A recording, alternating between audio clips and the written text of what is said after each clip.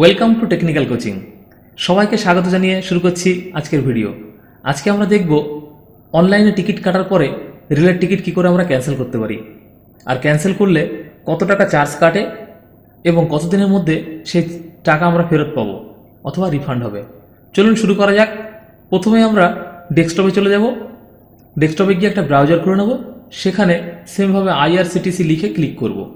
IRCTC লিখে click করলে ঠিক এরকম একটা ইন্টারফেস আসবে, যেখানে একদম উপরে আইআরসিটিসির নিজস্ব ওয়েবসাইট থাকে। সেখানে ক্লিক করলে তাদের ওয়েবসাইটে ঢুকে যাব এবং উপরে লগ ইনে গিয়ে আমার পাসওয়ার্ড এবং আইডি দিয়ে লগ ইন করে নেব।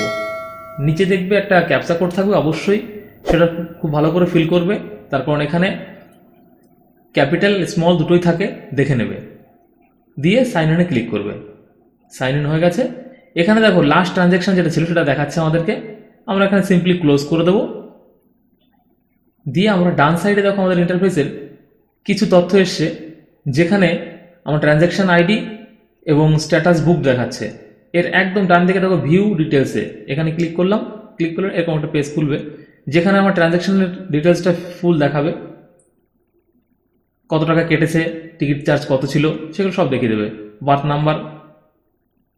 এরপরে আমরা যাব কি করে টিকিটটা ক্যান্সেল করতে হয় সেই দিকে।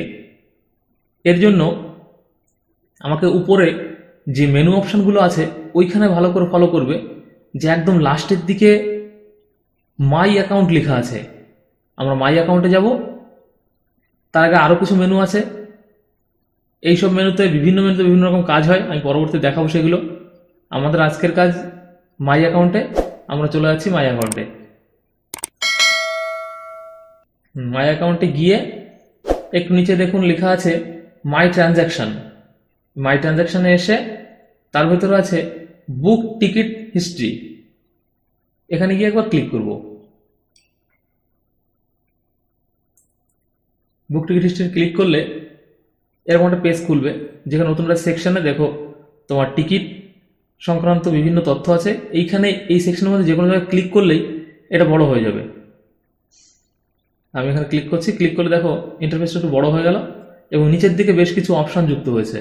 তার মধ্যে প্রথমে আছে cancel ticket, get PNR status, NOSB booking, এসব আছে। এর মধ্যে আমাদের এগুলো দরকার নেই। আমাদের দরকার ক্যান্সেল টিকিটের। আমরা একদম প্রথম অপশানটা চলে যাব, গিয়ে ক্যান্সেল টিকিটে ক্লিক করে দেবো। ক্লিক করলেই দেখবার পপআপ ওপেন হয়েছে। এখানে লেখা দেখাচ্ছে আইআরসিটিসি কখনোই আপনার ব্যাঙ্ক অ্যাকাউন্ট নাম্বার, ওটিপি বা সিভিভি চায় না।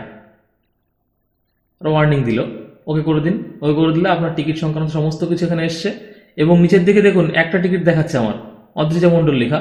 আপনি যদি বেশি টিকিট কাটেন সবগুলো দেখাবে। যেটা ক্যান্সেল করার সেটাকে টিক করবেন। আমার একটাই টিক করলাম এবং ক্যান্সেল টিকিটে ক্লিক করে দেবো।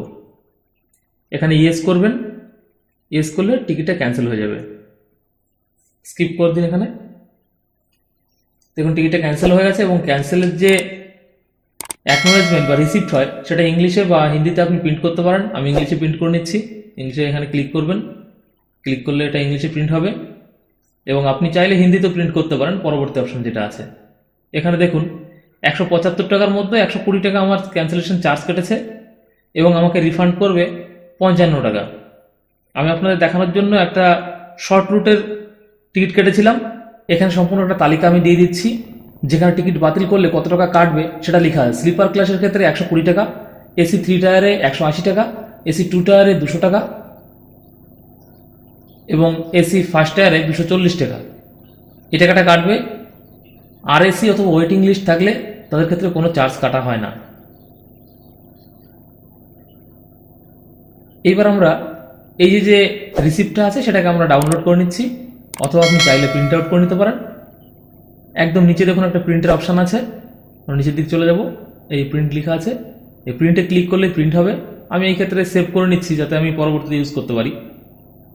আর একটা টিকিট ক্যান্সেল করার পরে 3 থেকে 7 দিনের মধ্যে আপনার অ্যাকাউন্টে টাকা ঢুকে যাবে।